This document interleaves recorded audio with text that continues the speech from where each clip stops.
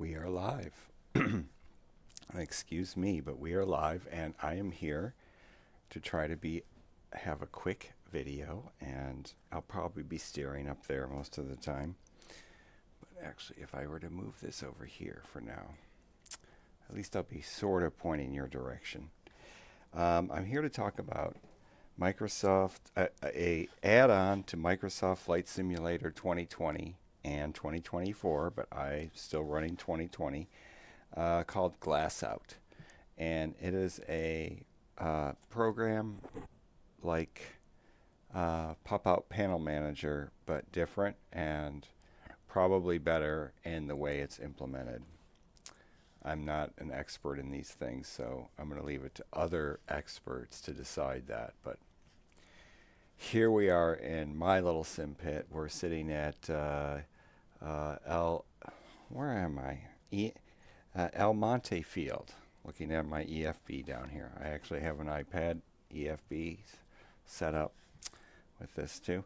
Anyway, I want to thank the people behind Glassout for making Glassout and making a 2020 version for Microsoft Flight Simulator. Some of us out here are still running 2020, and thank you for that. And I want to thank you for your excellent software. And I think it's an improved concept over the Popout Panel Manager. I also appreciate the API, although I've had this this is the second day I've actually had it, and the third day I've known about it.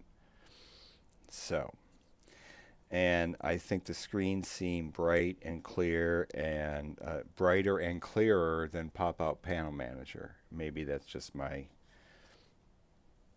observation. And I have notes here, sorry. And a shout out to Couture Virtual Skies, because their video, his YouTube channel video on this subject, which I watched 3 days ago, clued me into the fact that this even existed. So up to this point, I've been using Pop-Out Panel Manager. And I've been using that for literally years now. And, you know, you have to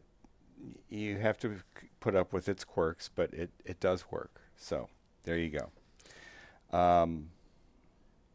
So I want to talk about the single bug or problem that I have with this excellent software. I paid for the $16. I just want to say the $16 is well spent. I am not complaining. I'm not sorry I got the software. But you can see on the screen right here what the issue is. And the issue is right now it's showing the last kind of cached frame, you might say, on the PFD. And if you look, so I'll show you the center screen. Excuse me.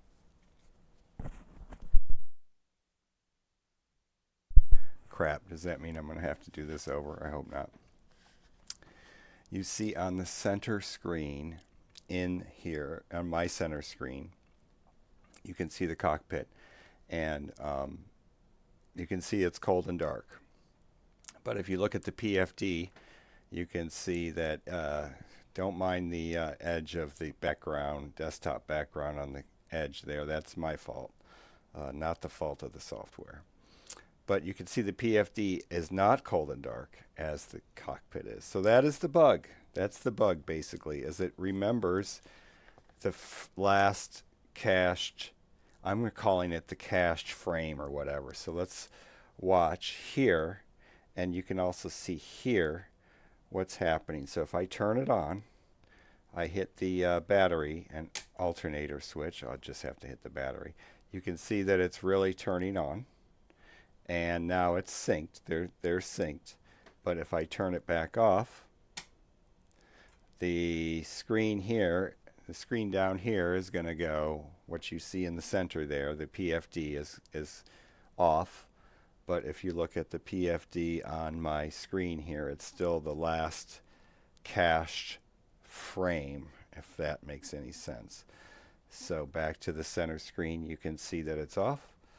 Back to the PFD. Now, this does not happen with the MFD. Again, don't mind the sliver of the desktop background. That is my fault. That's my fault. So everything else about the software is perfect. It seems to, I did the setup with the automatic setup with the model, the airplane that we're flying, and it loads up, it turns on.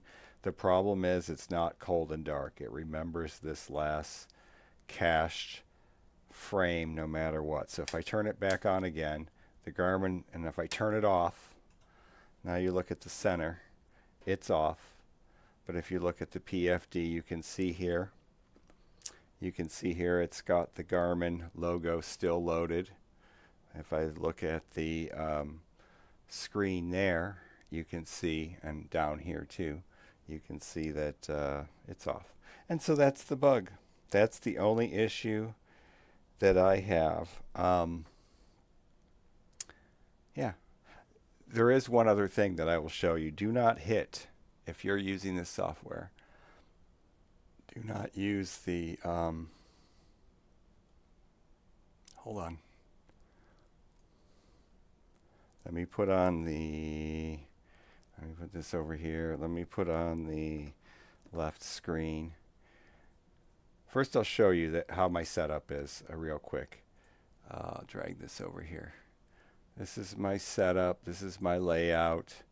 The three screens here, the Dell 32 screens, are the three main screens showing in Flight Simulator, and that's a whole nother story of how those work.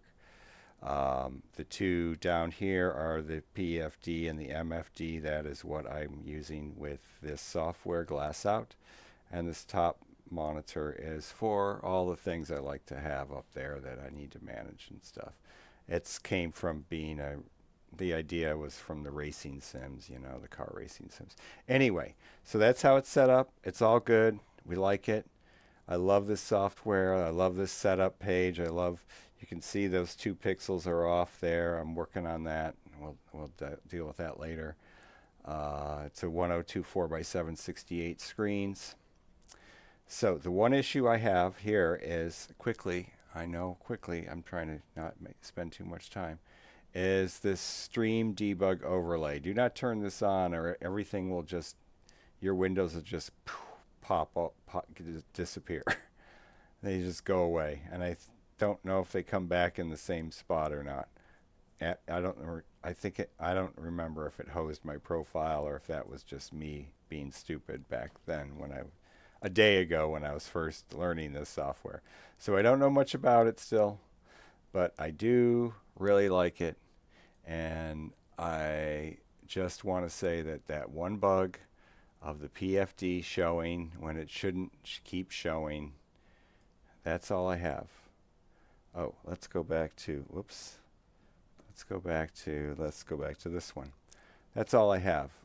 So as you can see, again, it's still just, that's the part that kind of takes away from the immersion, is it just doesn't disappear and be cold and dark, like especially when you jump into the sim and then whatever screen it was on, which is usually a fully operational one because you're turning it off at the end of a flight, that's what it pops up in there.